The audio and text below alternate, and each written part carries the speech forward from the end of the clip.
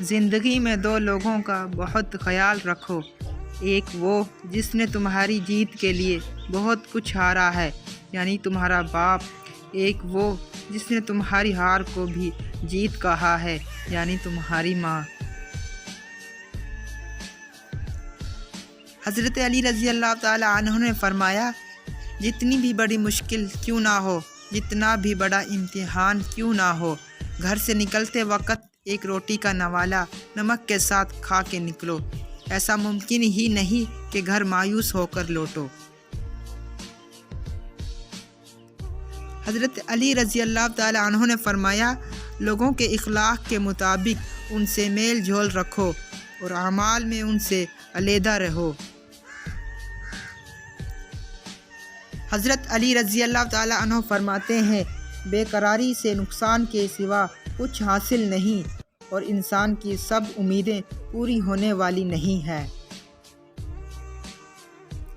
3 چیزیں ایمان کو تباہ کر دیتی ہیں: امیروں کی محفل، عورتوں کی صحبت، جاہلوں سے بحث۔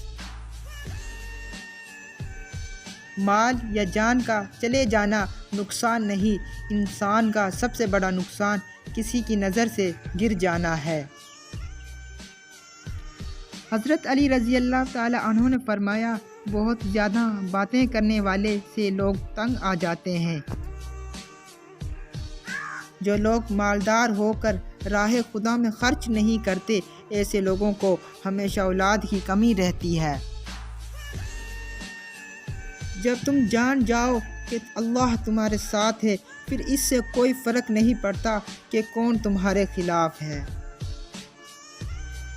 عورتوں کی عقلیں ان کے جمال میں ہے اور مردوں کا جمال ان کی عقلوں میں ہے۔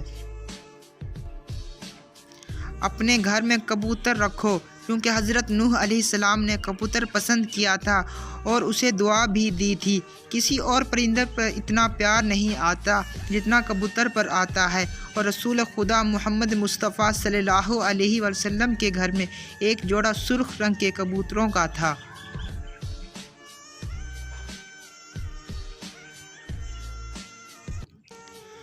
دل کو قابو میں رکھنا اور اختیار ہونے کے باوجود ناجائز خواہشات پر عمل نہ کرنا، یہی اصل مردانگی ہے۔ اپنی سوچوں کو پانی کے قطروں سے زیادہ شفاف رکھو، کیونکہ جس طرح قطروں سے دریا بنتا ہے، اسی طرح سوچوں سے ایمان بنتا ہے۔ کسی سوال کا جواب معلوم نہ ہو تو لا علمی کا اظہار کر دینا نصف علم ہے۔ اگر کسی پر بھروسہ کرو تو آخر تک کرو، نتیجہ چاہے کچھ بھی نکلے، آخر میں آپ کو ایک سچا دوست ملے گا یا ایک اچھا سبق۔